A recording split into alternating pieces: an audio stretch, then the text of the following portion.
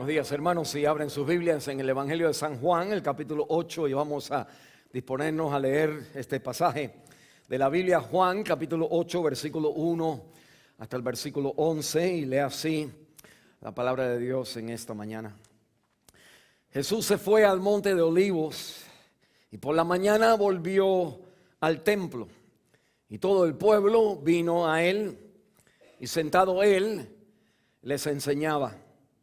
Entonces los escribas y los fariseos le trajeron una mujer sorprendida en adulterio, y poniéndola en medio le dijeron: Maestro, esta mujer ha sido sorprendida en el acto mismo de adulterio. En la ley nos mandó Moisés apedrear a tales mujeres. Tú, pues, ¿qué dices? Mas esto decían tentándole para poder acusarle. Pero Jesús, inclinado hacia el suelo, escribía en tierra con el dedo. Y como insistieran en preguntarle, se enderezó y les dijo: el que de vosotros esté sin pecado, sea el primero en arrojar la piedra contra ella. E inclinándose de nuevo hacia el suelo, siguió escribiendo en tierra. Pero ellos, al oír esto, acusados por sus conciencias, salían uno a uno, comenzando desde los más viejos hasta los postreros, y quedó solo Jesús y la mujer que estaba en medio.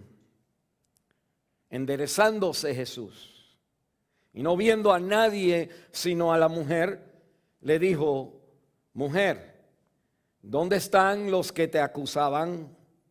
¿Ninguno te condenó? Y ella dijo: Ninguno, Señor.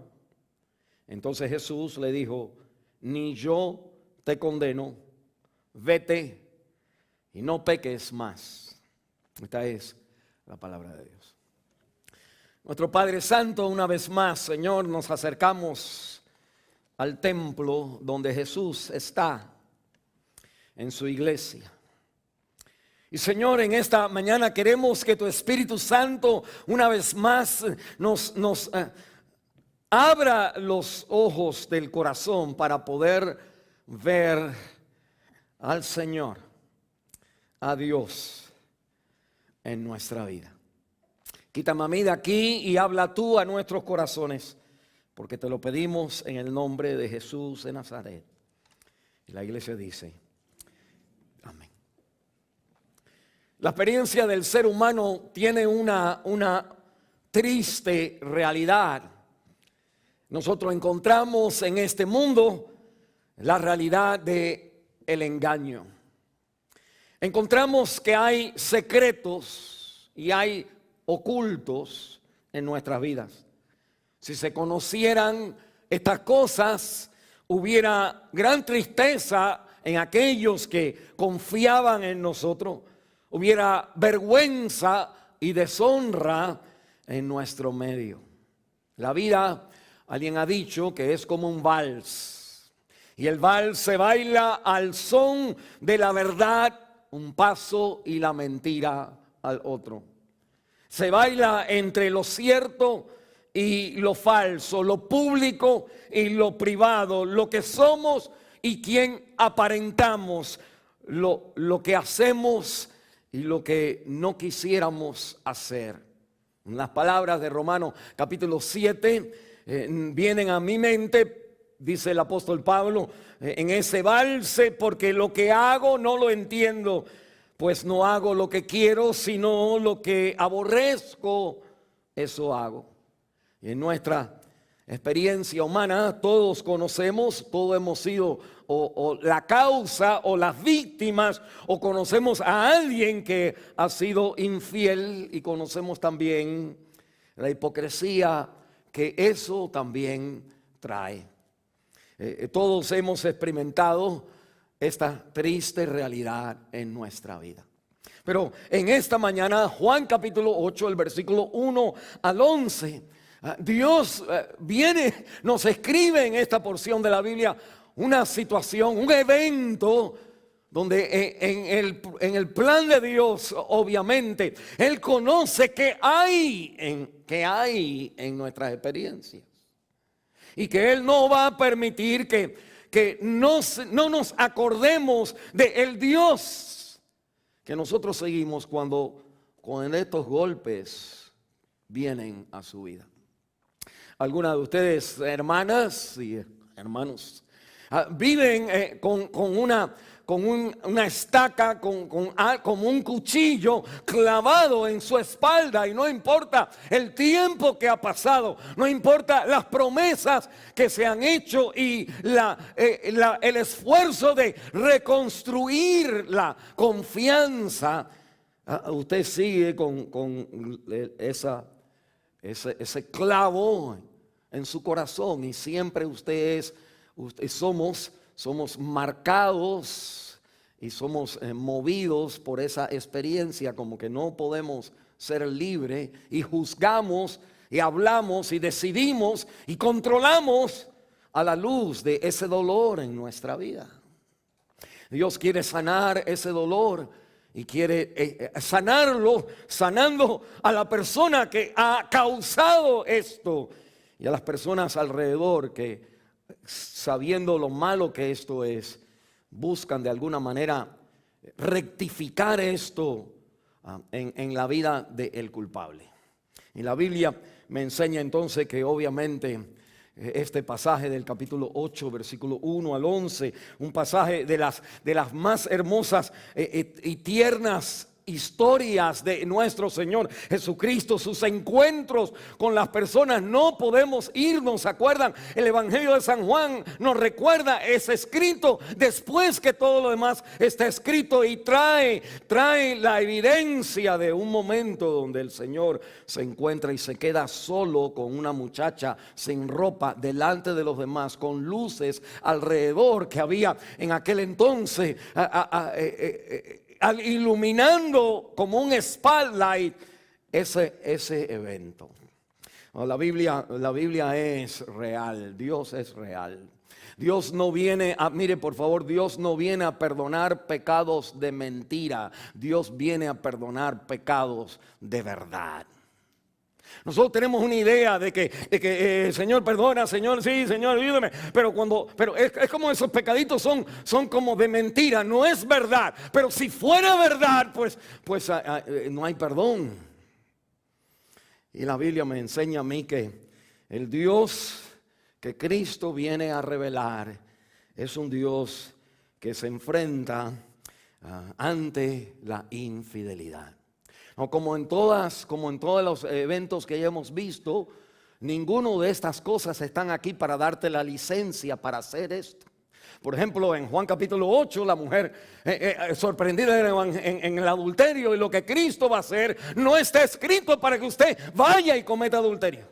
Ni en Juan capítulo 12 está escrito para que usted vaya y se emborrache, donde el Señor cambia el agua en vino. Ni Juan capítulo 4 está escrito para que usted se case y finalmente usted entonces ahora viva con un hombre y ya no se va a casar, porque ya usted se ha casado suficientemente. Nada de los encuentros de Jesús están para de alguna manera enseñarnos que esto se puede hacer, sino están para demostrarnos que Dios viene a la vida real. No es una religión lo que Cristo vino a traer. Interesante que esto sucede en el templo. Le traen a la mujer sorprendida en adulterio en el templo. Ahorita hablaremos más de eso, pero hay gente que creen que los pecados no suceden en una iglesia, que la iglesia es exenta, y la gente cuando entra en la iglesia son gente santa. Usted es santa por imputación, porque Dios le ha acreditado la justicia de Cristo, no porque usted no tenga todavía el indio o no tenga todavía un corazón infiel. Todos delante de Dios estamos expuestos en la iglesia. Cuando yo miro esto, hay 4 cosas que son bien hermosas en este pasaje. Una es la insatisfacción de impercibible de nosotros cuando somos infieles. Hay una causa, la causa que conduce a la infidelidad.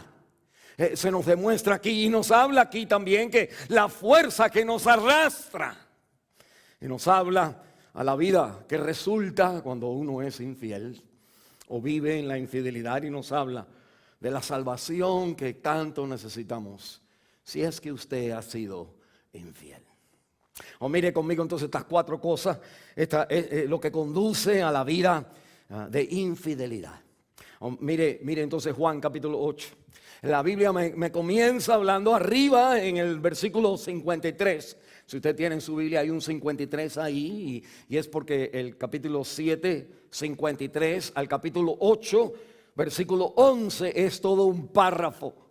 Y algo interesante en el estudio del Nuevo Testamento, especialmente en el Evangelio de San Juan, es que Juan capítulo 8 no aparece, el versículo 1 al 11 o el 7:53 hasta el 8:11 no aparece en muchos manuscritos, y a veces aparece al final de Juan, a veces aparece en Lucas, o a veces aparece al final de Lucas. Es como que está puesto en diferentes lugares. La única vez que aparecen los manuscritos, o las muchas veces, perdón, que aparecen los manuscritos, vienen en los manuscritos que después de 900 años después de Cristo. Mencionamos esto, y usted tiene la Biblia, usted la tiene segura. Esto es lo que usted tiene escrito, es la palabra de Dios. Pero hay una realidad de que la iglesia siempre tuvo problema con este pasaje. Que el Cristo que se menciona aquí, delante de la mujer sorprendida en el mismo acto. No estamos hablando que los dos entraron al motel. No estamos hablando que de pronto estaban en un carro. No, estamos hablando de que ella en el acto entra la persona. Cuando estas cosas están sucediendo es que ella es vista. Y que Cristo en este acto, ¿cómo va a ser Él? Que la iglesia siempre de alguna manera sintió que esto no puede estar aquí, mas sin embargo siempre ha aparecido aún en diferentes lugares, porque la evidencia es que es cierto, y es un testimonio cierto de la vida de Jesús. Y nada más que la iglesia como que no supo dónde ponerla. Gloria a Dios por los eruditos del tiempo de Bizantino, en el imperio de Bizantino, que estudiando y comparando la palabra de Dios correctamente la ponen en este capítulo 8, 1 al 11, donde en el capítulo 7 está Cristo en la celebración de la fiesta, una fiesta de Israel, y en el capítulo 8, versículo 12, donde el Señor sigue hablando, y como que el capítulo 8 es casi, versículo 1 al 11 es como una interrupción, y eso es exactamente lo que Cristo está acostumbrado a que suceda. Para nosotros la vida cristiana, seguimos al Señor y de pronto las cosas malas interrumpen, asombran. De pronto ella sale embarazada, de pronto él se descubre la droga. De pronto, es como que usted en su vida como padre, usted todo va bien hasta que algo interrumpe con malas noticias tu vida. ¿Qué va a hacer el Señor en esa mala cosa? Ahora nos olvidamos de todo lo que hemos aprendido, de todo lo que cantamos, y vamos entonces ahora nosotros, cada uno a agarrar por lo que mejor se nos viene al corazón, y enseñarle como dice, la verdad a esta persona, castigar a esta persona. Y la palabra de Dios me dice que hay en esta circunstancia hay una cosa que podemos aprender, que es la insatisfacción imperceptible que todo el mundo tiene, y que algunos optan por estos caminos. Mire, la Biblia entonces me dice que es en el templo, donde en el versículo 2, donde el Señor está enseñando. Y si decimos qué templo y qué está pasando, usted tiene que mirar. Mire el capítulo 7 en el versículo 37. En el último y gran día de la fiesta, Jesús se puso en pie y alzó la voz diciendo: si alguno tiene sed, venga a mí y beba. El que cree en mí, como dice la Escritura, de su interior correrán ríos de agua viva.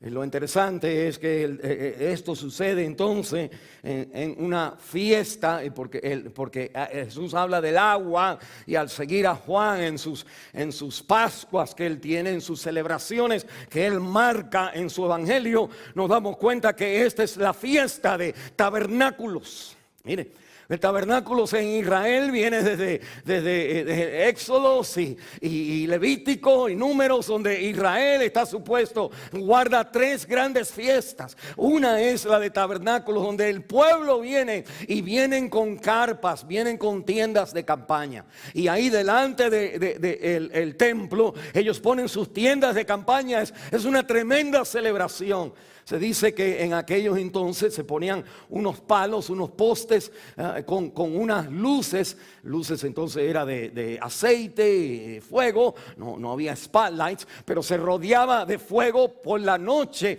Habían danzas, los levitas tocaban con sus instrumentos, y el último día de la celebración es el día donde ellos entonces toman agua y la vierten en el piso y en el suelo.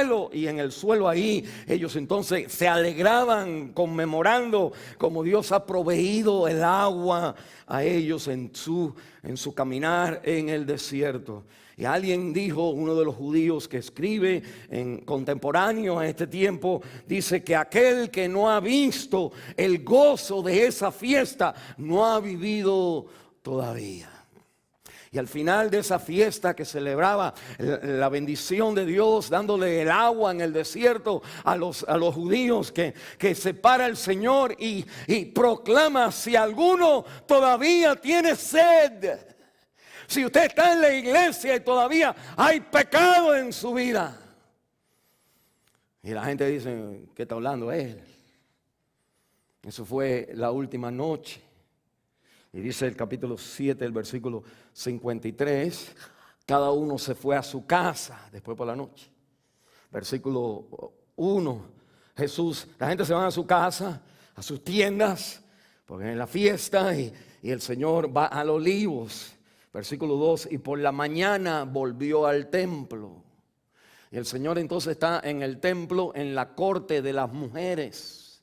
En aquel entonces el templo de Dios tenía diferentes cortes, diferentes áreas para venir.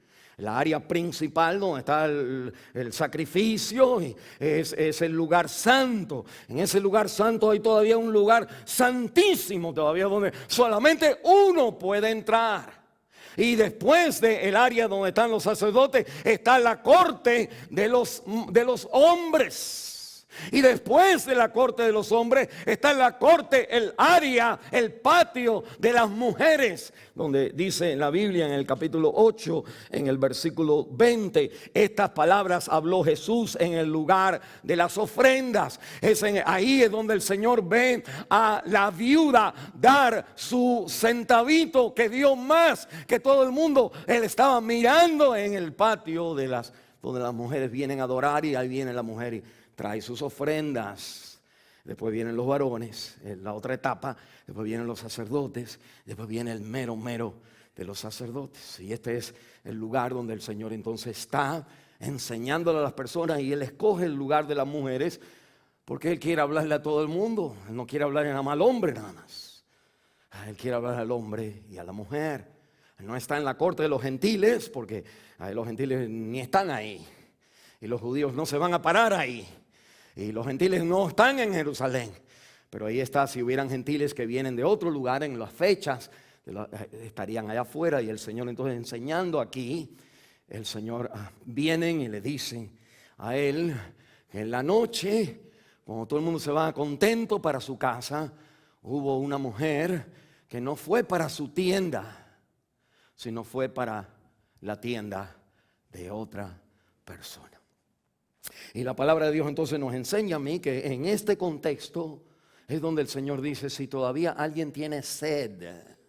¿Se acuerda Juan capítulo 4? Porque de ahí fluye la palabra de Dios. Es que esa insatisfacción imperceptible que todo ser humano tiene. Hay personas, se sienten que están en la iglesia, pueden estar en la iglesia, pueden servir en la iglesia, y al mismo tiempo en el momento de celebración y la noche misma está en otro lugar.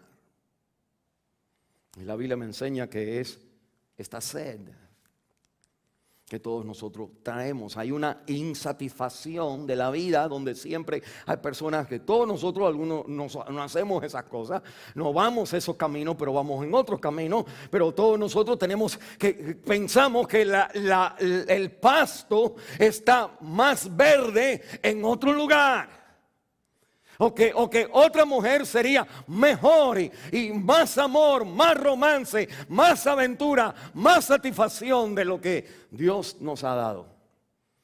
Y cuando la Biblia me dice, al final de la fiesta, no porque tú hagas todo lo que tú haces para Dios, hay pastores, hay miembros, hay diáconos, hay todo, que todavía tienen sed. Y el Señor dándole a esta mujer como una oportunidad de venir a mí ahora. Y ella entonces no viene, aprovecha que todo el mundo está peleando con Jesús, y eso es el escape de ella y él a su acto. Y la Biblia entonces me dice este acto de satisfacer su sed de esta manera. Mire lo que me dice la Biblia, la sorpresa inesperada que esta mujer no se llevaba, y nos enseña las fuerzas que nos arrastran a ser infiel. El sentido que no tenía ropa en la cruz. Y la Biblia entonces me enseña a mí que la salvación que nosotros necesitamos es como Cristo, Él lleva en sí mismo el castigo de nuestra paz. Para que tú tengas paz hay que castigarte. Y el castigo para que tengas paz, castigarte, cayó sobre Él. Y por su llaga nosotros somos lavados. Mire, la Biblia me recuerda, no peques más. Y de aquí Juan capítulo 2, el vino no está para que usted vaya y se emborrache. Juan capítulo 4, la mujer casada 5 veces y ahora viviendo con otro hombre, no está para que usted se divorcie y se case. Dios no quiere eso.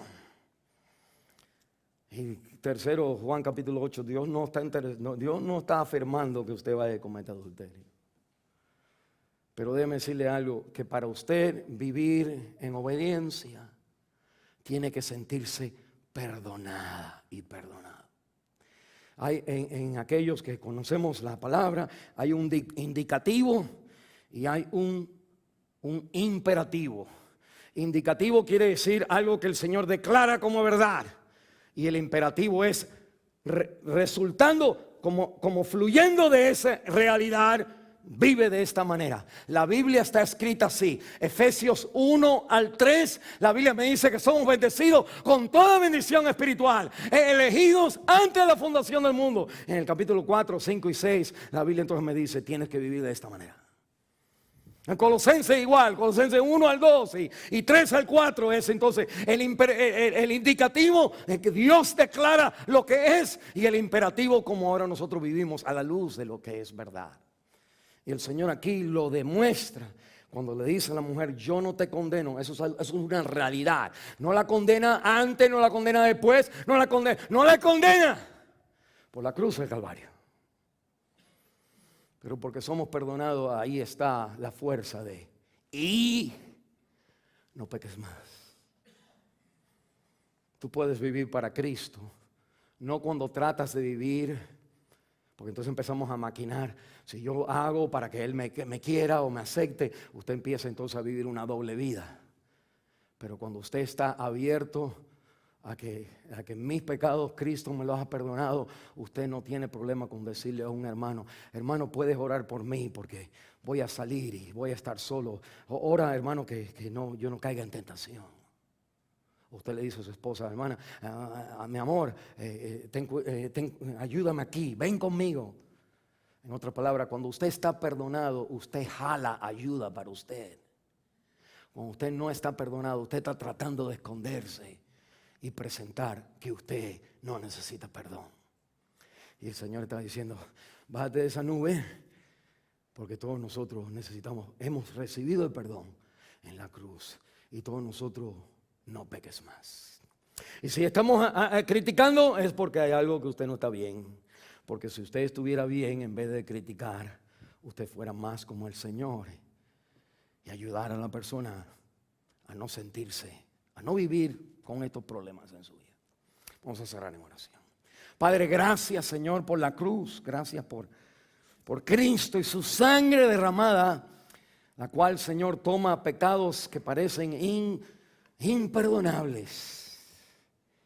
Y aunque todos, Señor, encuentran el castigo que nos merecemos, en ti, Señor, el pecador tiene el perdón que nos da el fundamento para vivir en la victoria que tú has ganado. Y te damos a ti el honor y la gloria. Señor, ayúdanos a no vivir con esa falsa manera de vivir, de pensar que si escondemos estamos bien. Que tú lo que quieres es que traigamos nuestros pecados a ti, sean perdonados, y al estar convencidos del perdón, tenemos el valor de vivir para ti. Y te damos a ti el honor y la gloria en el nombre de Jesús de Nazaret. Amén. Gracias. La mujer es sorprendida, dice el versículo 3. Dice, entonces los escribas, los fariseos, trajeron una mujer sorprendida en adulterio. Adelante dice esta mujer en el acto mismo. Pero ella viene a Cristo no porque ella quiere ir, sino porque ella es forzada, arrastrada a ir. La obra que Dios va a hacer en ella es una obra de alguien que no está arrepentido. Que a veces nosotros tenemos una manera de pensar en Dios, y Cristo es diferente. El Dios que Él demuestra.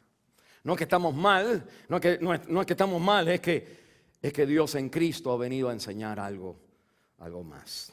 Y ella no está viniendo a Él porque está arrepentida, ella viene porque está sorprendida. Y es agarrada, es tomada y es arrastrada al templo. Y ella, me imagino, la sorpresa, sorprendida, de ahí este pensamiento viene, la sorpresa que se dio.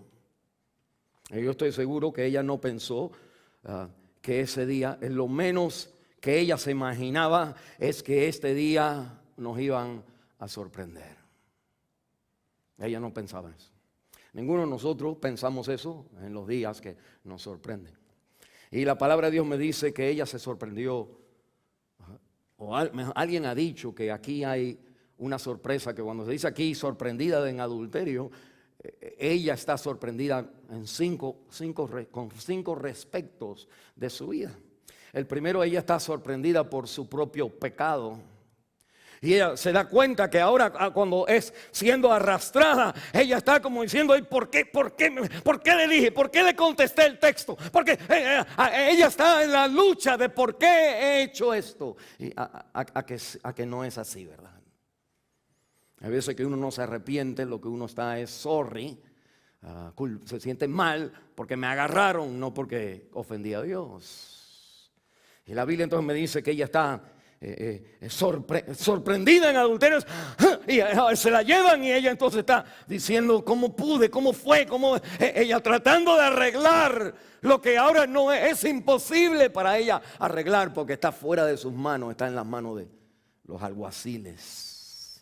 Y la Biblia me dice que ella quizás le viene a su mente Jeremías capítulo 2, el versículo 19, uno de mis favoritos versículos, que dicen así: tu maldad te castigará y tus rebeliones te condenarán.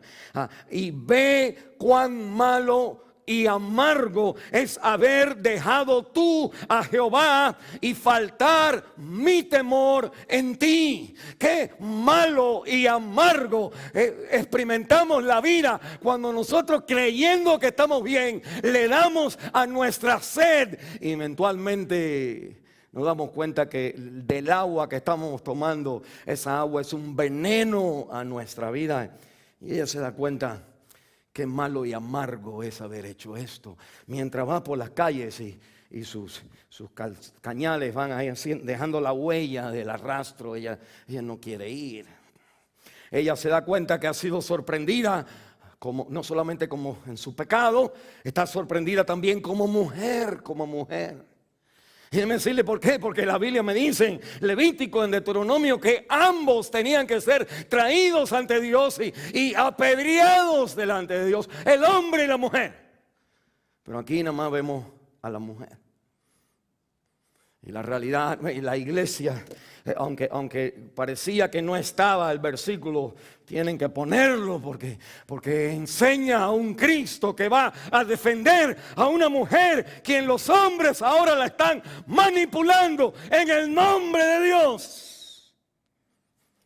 Y si no solamente lo sucio delante de Dios es la inmoralidad, pero también la hipocresía de aquellos que usan la inmoralidad de otros para aprovecharse de un movimiento político y decirle al Señor, como dice en el versículo 6, esto lo hicieron tentándole, como para ver si el Señor la perdona.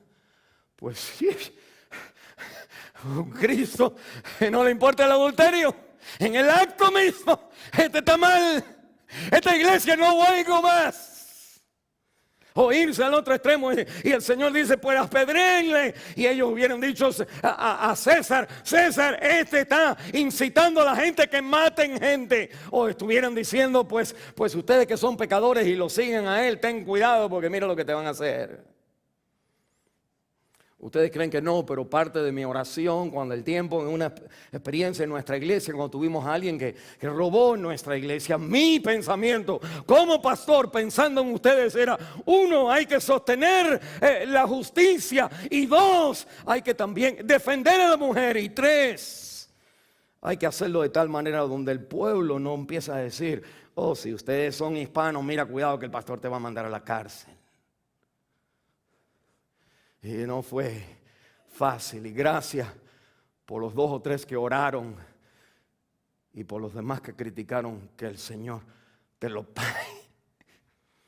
Pero la Biblia me dice que en esta realidad se sorprende ella de que lo que es ser mujer, lo débil, lo vulnerable, que a este hombre, ok, vete tú. Hay quienes creen, y la Biblia no lo dice, pero la manera de explicar es decir, pues el hombre era parte de la cosa para tentar al Señor, y él le dice a la muchacha, y la muchacha accede, y cuando están ahí, vienen entre las personas y él lo dejan ir. Pero la Biblia me dice a mí que ella entonces, como mujer, es traída delante del juez. Como ella cree en ese entonces, la van a apedrear a ella, pero a él no lo van a apedrear.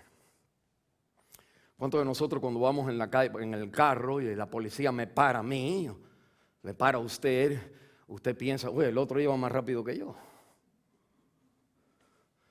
Y las personas entonces empiezan a pensar, favoritismo aquí, favoritismo allá, ¿por qué a él sí, a mí no? Esa es la realidad del ser humano, siempre viendo que el policía me para a mí, pero no para el otro. Lo que no queremos aceptar es que cuántas veces había alguien parado ahí y a mí no me paró. Las veces que el Señor te ha dado rienda suelta.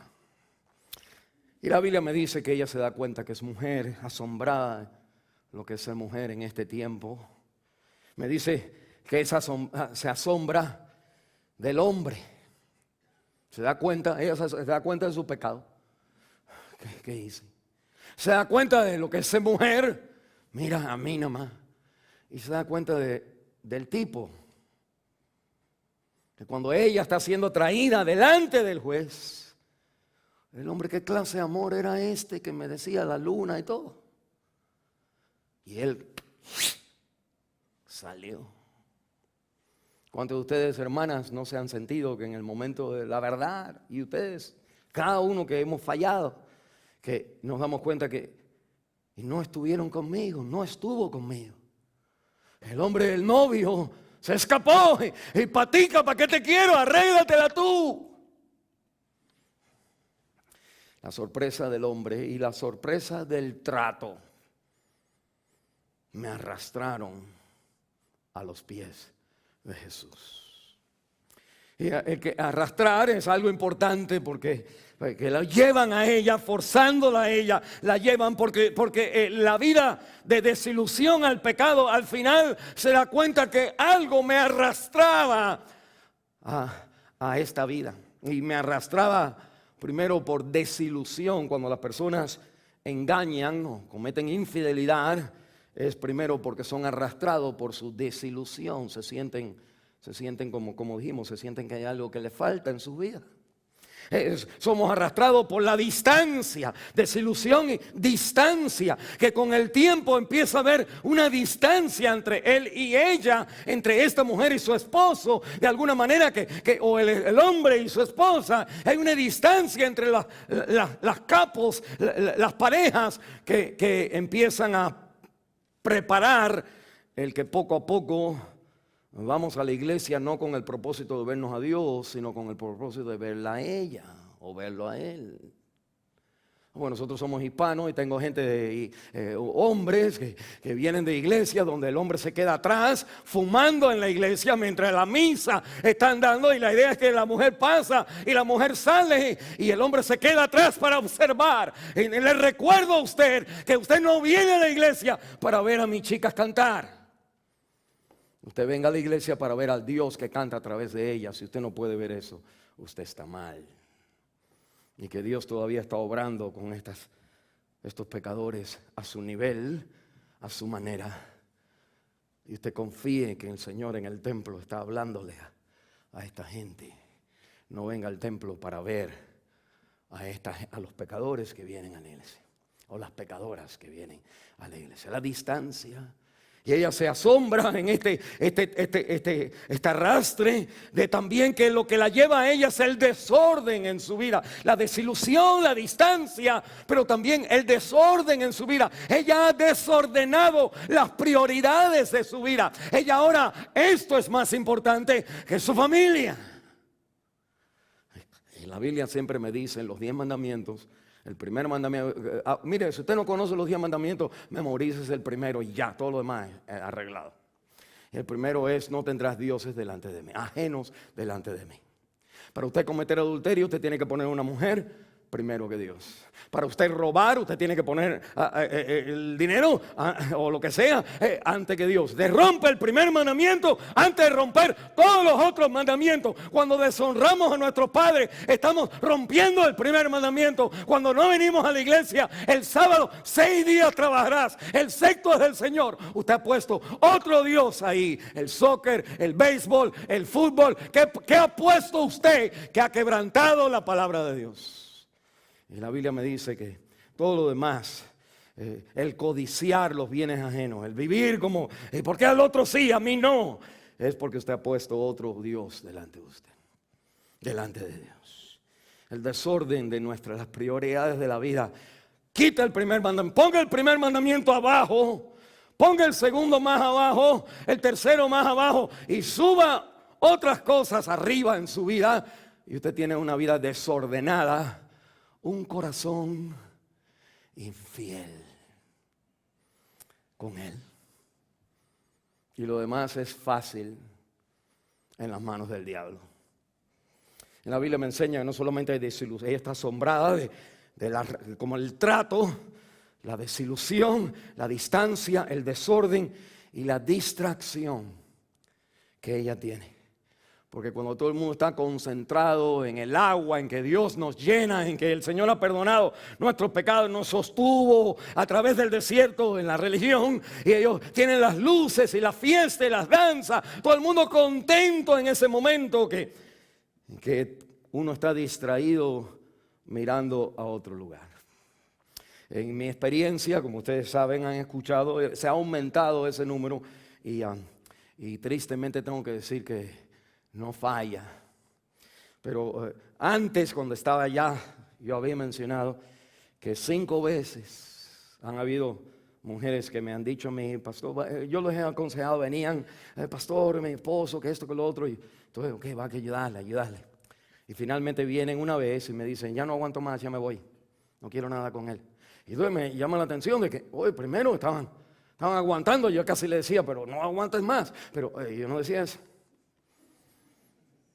No, seguían aguantando, yo, pero bueno, amén, hay que predicar la palabra aquí, yo le daba la palabra, pero como persona así, me llega un momento donde dicen, no aguanto más, y yo como palabra, pero también tienes que aguantar. Es difícil, pero no aguanto más, y entonces se me ha ocurrido, cuando estaba en Texas, después cuando vine aquí, de hacer la pregunta, ¿y quién es él? Hay una canción que dice, ¿y cómo es él? Si digo Juan 3:16, la persona no sabe. Pero hay una canción que dice, ¿y cómo es él? Y sigue cantando, ¿y en qué momento se enamoró de ti? Es un ladrón, lo mato, aguántame que lo mato. Ha robado mi alma. Y la Biblia me enseña a mí que la respuesta es que las personas dicen, no. Yo siempre he aprendido a aguantar por 10 segundos sin decir nada. Uno cuando dice no, enseguida quiere ayudar. Quédense callado. Bueno, es un amigo y sale algo. Hay personas que me lo han negado. Yo he dicho, sí, yo también que tenía esto. Ya la pregunta hecha y me lo han negado y he dicho, pues mira, no. Y después, ahí está. Lo interesante es que cada vez que hay una infidelidad, hay una distracción. Algo que te dice, hello, aquí estoy. Es como una cosita blanca, como se dice, un pañuelo blanco. Que te dice, aquí puedes tener paz, alguien que te quiera, alguien que te atienda, alguien que piense mejor en ti, alguien que te salude, que diga qué bien estás, y qué bonita está tu corbata, o qué bonita te ves hoy, el pelo, qué peinado, te cortaste el pelo, ay, se fijó. El esposo, tú le pasas por al lado del esposo, tiene todo esto arreglado y él ni se entera. Y siempre hay una distracción. Y la Biblia entonces me dice a mí que, ¿quién es el otro? La sorpresa que esta mujer se dio, todas estas cosas le fallaron. Pero la sentencia imperdonable que me enseña la vida que resulta como por la infidelidad o las personas que están infieles. Miren qué interesante que el capítulo 8. Las personas vienen y le dicen al Señor, Señor, hay una mujer sorprendida en el acto y siendo arrastrada. Ella está pensando en lo que acabamos de pensar. La sorpresa con su pecado, con el ser mujer, con el hombre, con el trato, con por qué la distancia, por qué el desorden, por qué pasó todo esto. Y esas fueron las fuerzas que la arrastraron ahí. Pero ahora la gente está hablando y le dicen, Señor, aquí esta mujer sorprendida en el mismo acto, no querían decirle más porque ya no se puede poner en la Biblia. Pero estaba ahí el retrato, el film, el video, en el mismo acto, en las acciones, sí. No en el retrato, en las acciones, en el video. Y dice la Biblia, Moisés nos mandó a apedrear a tal persona, a tales, dice aquí, a tales mujeres. Esta mujer es desechada. Nosotros a veces nos damos la libertad de desechar la gente como son, por como son. En Cristo no es así.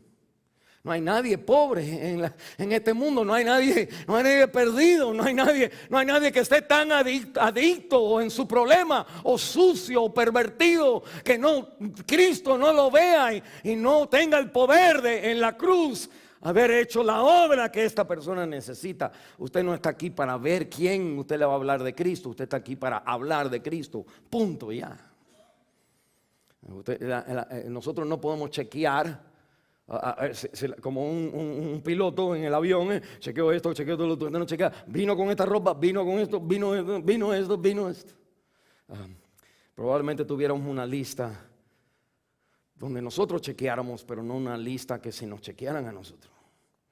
Pero ellos entonces traen siempre en el libro de Juan, en todos los evangelios, pero en el libro de Juan específicamente, la sentencia de esta mujer imperdonable, la vida que resulta, no es lo que ella estaba haciendo, es lo que la gente le dice de ella. Lo que ella estaba haciendo viene juzgado o evaluado por otro contexto más, que es el contexto de la palabra de Dios, de la ley, y no de Cristo. Mire conmigo qué importante esto es, y voy a tomar el tiempo para ayudarle a entender esto. Mire el versículo 5, pues claro nos dice, mandó Moisés a apedrear. Tú pues, ¿qué dices?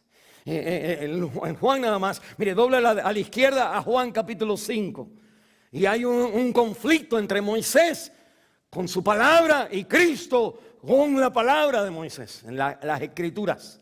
En Juan capítulo 5, versículo 39, la Biblia me dice que escudriñar, Cristo hablando a la gente, escudriñar a los fariseos, escudriñar las escrituras, porque vosotros os parece que en ellas tenéis la vida eterna y ellas son las que dan testimonio de mí. La Biblia da testimonio de mí. La Biblia no es para obedecer nada más, es para apuntar a Cristo. Y en nuestra desobediencia de la Biblia está Cristo. Pero mire ahora en el versículo 45, no penséis que yo voy a acusaros delante del Padre. Hay quien os acusa, Moisés, en quien vosotros tienen la esperanza, porque si creyeres a Moisés, me creerías también a mí, porque él escribió de mí. En otras palabras, los judíos venían con el acto de Cristo hacia esta mujer, para ayudarlos a ustedes a pensar cristianamente. Ellos venían por ejemplo, con el contexto de lo que dice la Biblia alrededor de esta mujer. El adulterio está mal porque la Biblia dice no cometerás adulterio. La gente tiene que apedrearla porque la Biblia dice que está. En otras palabras, ellos estaban como bien, para decirlo así. Pero Cristo le va a decir que hay otro contexto. Y no que la Biblia está mal, sino que la Biblia apunta. ¿Cómo hago yo? Mire en el capítulo 6, doble aquí a la derecha. Y me dice en el versículo 32 que otro problema más, poner a Cristo contra Moisés, no solamente en las escrituras, sino también en el pan, en el maná de vida. Y me dice el versículo 32, Jesús les dijo, de cierto os digo, no os dio Moisés el pan del cielo, mas mi Padre os da el verdadero pan del cielo, porque el pan de Dios es aquel que descendió del cielo y da vida al mundo. En otras palabras, la dinámica era que Moisés hizo, ¿y tú qué? Y el Señor está diciendo, es ese pan que trae. No fue Moisés, fue Dios. Y ese pan apunta a lo que Dios manda a este mundo, que soy yo, el pan que ustedes necesitan comer. Miren lo que estoy apuntando, porque a veces nosotros leemos la Biblia de una manera como el judío leía la Biblia, en vez de como los cristianos deben de leer la Biblia. Leemos la Biblia legalistamente en vez de cristianamente. Cristo va a afirmar el adulterio está mal, pero hay algo más. Y me dice, mira el capítulo 7, el versículo 23, me dice la palabra de Dios. Si recibes versículo 22, por cierto Moisés os dio la circuncisión. Moisés te dio la circuncisión. No porque sea de Moisés, sino de los padres de Abraham. Dios a Abraham le dijo que tenía que circuncidar a él y a todos los niños que nacían. El bautismo hoy es la ordenanza, el sacramento que del Antiguo Testamento, la circuncisión, en el Nuevo Testamento el bautismo. Y el versículo me dice aquí, Moisés te dio no fue él, sino que es Dios. Y me dice, y en el día de reposo circuncidáis al hombre. Eso, cuando era sábado, tú podías traer a tu baby a que lo circuncidaran. Versículo 23, si recibes al hombre, si el hombre recibe la circuncisión en el día de reposo, para que la ley de Moisés no sea quebrantada, os enojáis conmigo porque el día de reposo sané completamente a un hombre. Y el Señor ahí dice, no juzgáis según las apariencias, sino juzgar con justo juicio. Y el justo juicio se ve ahora en el capítulo 8. Cuando Dios no juzga mal a esta mujer, la juzga bien. Los que estaban juzgando mal eran aquellos que nada más usaban la Biblia en contra de Cristo, en vez de la Biblia también enseñándote a ti. Quizás digo esto más adelante, pero me acuerdo de esto. La Biblia es una espada, amén. Amén. Una espada de doble filo.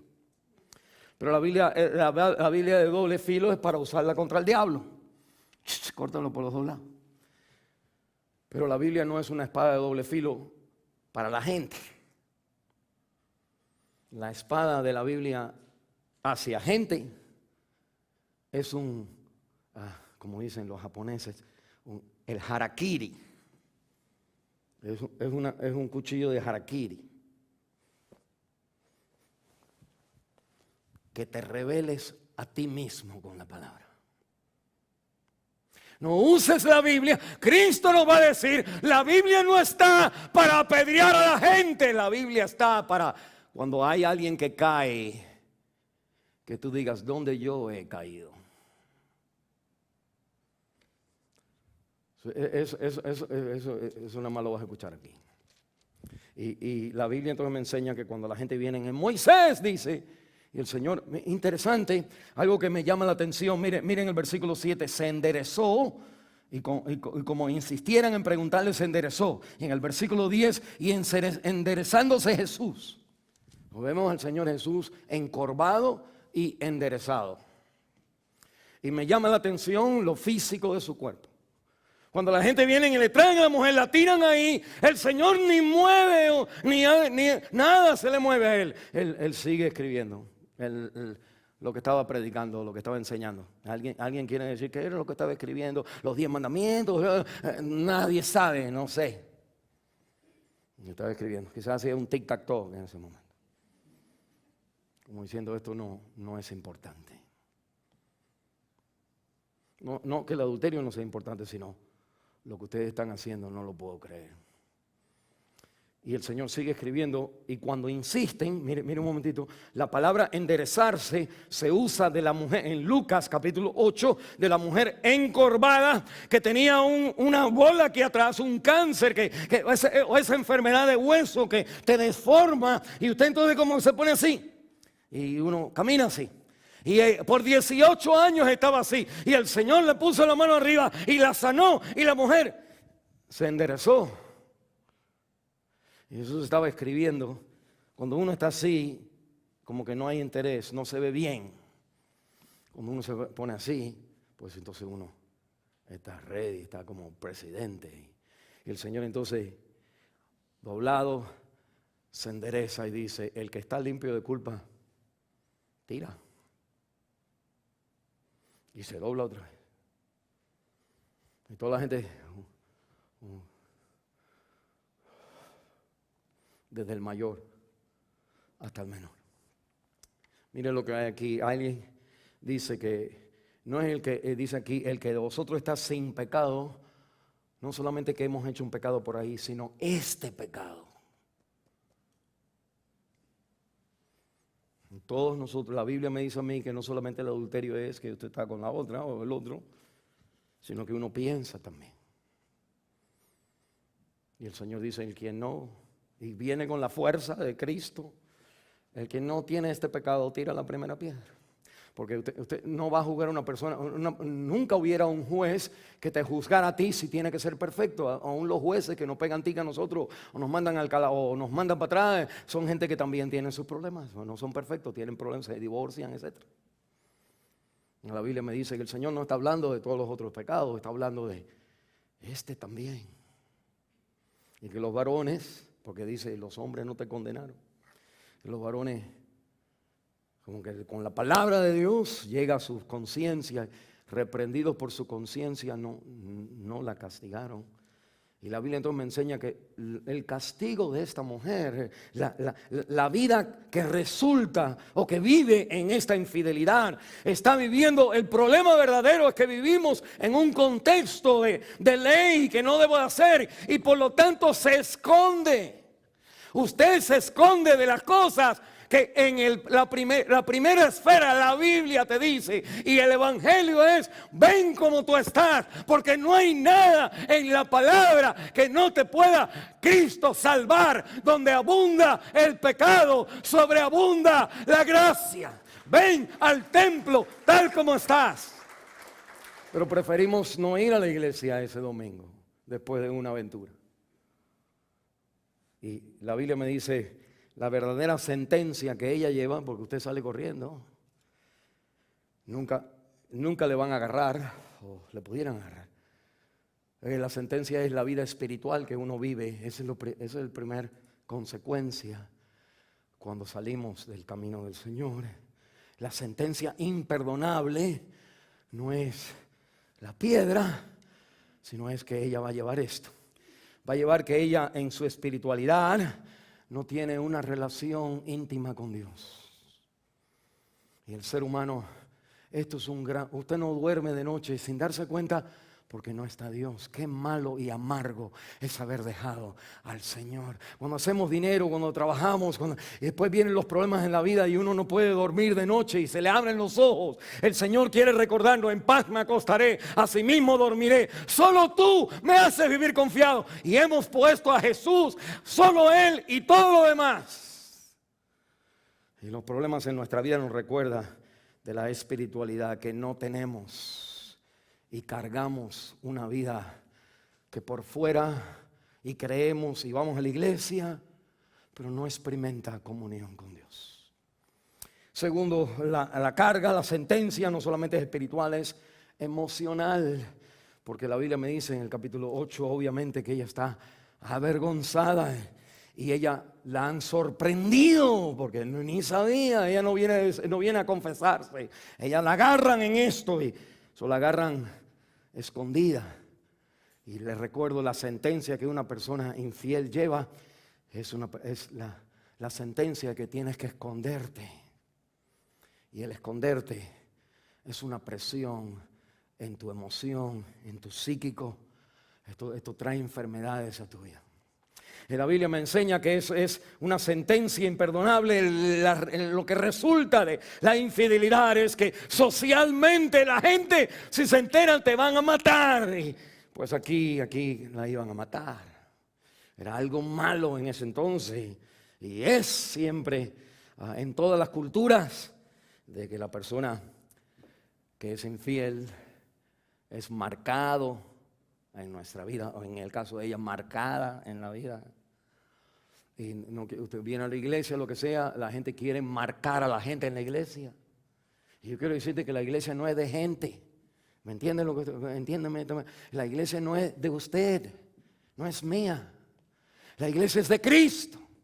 La iglesia de Cristo. La gente marcan a la gente mala con esa manera, pero Cristo no la va a marcar. La iglesia tiene que ser una iglesia donde no reflejamos al hermano mayor de Lucas. En la iglesia es el hermano menor quien viene y hacen fiesta. No reflejamos a la gente, a los discípulos que decían: ¿cómo estaba hablando con una mujer? Juan capítulo 4 no refleja a la gente que pudieran decir: el Señor ha cambiado el agua en vino. ¿Qué es eso? La Biblia me enseña a mí que socialmente la iglesia siempre está en conflicto, aún contra la moralidad de la gente. Y la moralidad de la gente es puesta por Dios, pero lo que no conocen la gente es que la moralidad puesta por Dios es para traerte a los pies de Cristo. Tu conciencia, los 10 mandamientos no están para que usted obedezca, porque cuando usted lee, usted sabe que no ha obedecido. Están para enseñarte, 1, lo que Dios quiere; 2, lo malo que hemos hecho; y 3, lo que Cristo hizo por nosotros; y 4, pon la fe en Él, es la única salvación que tienes. La mujer sorprendida en adulterio, la Biblia la condena Pero el que escribe la Biblia es el Cristo, que sin condenar, que condenando, que condenará, que el que escribió la condena y condenará, viene hoy a salvar lo que estaba perdido. Aún en los casos que no tiene perdón de Dios esta mujer. ¿Se siente usted alguna vez cuando se mira al espejo que usted no tiene perdón de Dios? Quizás su esposa le recuerda, o sus hermanos. Tú no tienes, ¿cómo tú vas a la iglesia? Tú no tienes perdón de Dios. Y quiero decirte que en la iglesia sí tienes perdón de Dios. Y que si eso le molesta a usted, usted no es de Cristo. Usted es del Antiguo Testamento. Las mujeres tienen que vestirse con falda, no se pueden afeitar, no se pueden maquillar. Eso era el Antiguo Testamento. El Nuevo Testamento no es que usted tiene que hacer así, sino es que hay otro espíritu, hermano. ¿Se acuerdan cuando los discípulos fueron 2 en 2? Regresaron, le dicen al Señor: Señora, hay gente que no aceptan al Señor. Quiere que mandemos fuego contra las ciudades que no te aceptaron. El Señor les dice: ustedes no saben de qué espíritu vienen. Yo no he venido a condenar al mundo, yo vine a salvar al mundo. Eso no es una excusa para usted a pecar, es una realidad que nada más usted tiene que acordarse, porque hay algo en su vida que eso no es esto. Pero la palabra, cuando usted ve a alguien caer, no es para usar la palabra y cortar a la persona o matar a la persona, es para usted hacerse el harakiri y decir: men, a él lo agarraron, a mí no me han agarrado. Dios, aquí estoy en tu presencia. No peco más. Otro chance. Y la Biblia me dice que también hay consecuencias físicas, porque las piedras que venían a esta mujer nos recuerda que, mire, la persona que hace algo malo, la gente van a hablar mal de él, etcétera, etcétera, pero la persona que peor se siente es la misma persona. Nosotros somos más duros con nosotros mismos que con otra gente cuando estamos a solas. Y podemos hablar mal del otro, pero ya no venimos a la iglesia y pensamos: pero si estaba hablando mal del otro, el otro es el que está mal. Sí, pero al final hablar mal de otro es meterte más profundo en lo malo que tú estás. Y les recuerdo esta realidad, que Cristo es Dios, amén, santo, que viene a la tierra. Cuando usted vea o escuche a una persona haciéndose santa criticar a otro, juéguesela que ese no es santo o que esa no es santo. ¿Por qué? Porque Jesucristo es el más santo y en vez de criticar, perdona. Iglesia Nueva Esperanza. Hay gente que no son de Nueva Esperanza y vienen de iglesias donde no tienen esperanza. La esperanza de nosotros es que no es que la iglesia es mejor o algo. La esperanza de nosotros es que, siendo aún pecadores, Cristo murió por nosotros. Siendo aún pecadores, Cristo murió por nosotros. Esa es la esperanza del creyente. Cuando usted esté en los momentos de la muerte y usted se acuerde de las maldades de su vida, acuérdase que, siendo aún pecadores, Cristo murió por nosotros. Lejos esté de mí el gloriarme, excepto en la cruz del Cristo, por el cual yo he sido crucificado al mundo y el mundo ha sido crucificado a mí. La iglesia no es el pueblo de Dios que sigue a Cristo a través de los años. Son esta gente que encontraron en Jesús el perdón de sus pecados. Y que entre nosotros hay gente que todavía necesitan eso. Aún nosotros en dados momentos. Porque Cristo, acuérdense los 3 tiempos de la salvación. Tiempo pasado, Cristo nos libró de la condena, del castigo, de la punishment, del pecado. En el presente, Cristo nos está librando del poder del pecado. Por eso todavía tenemos tentaciones. Y al final Cristo nos libera de la presencia del pecado. Y la salvación no es esta parte y ya esta no es las tres. Las tres.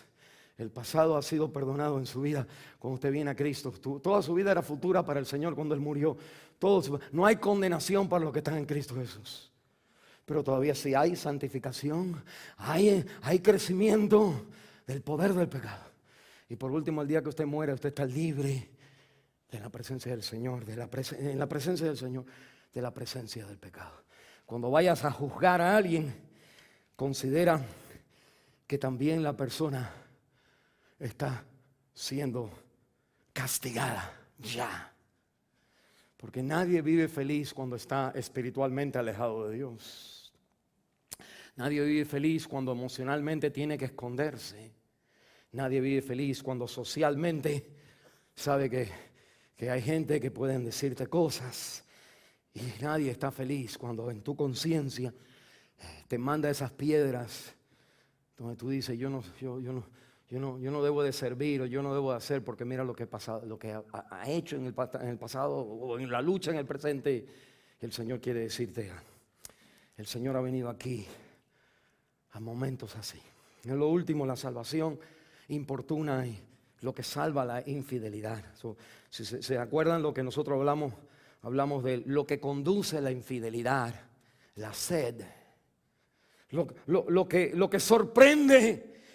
Esta realidad, las fuerzas que nos arrastran, me sorprende el pecado, me sorprende el hombre o la mujer, me sorprende cómo me arrastraron, me sorprende cómo poco a poco me fui distanciando, poco a poco la vida fue siendo usada por el diablo, jalándome más y más a ese pecado.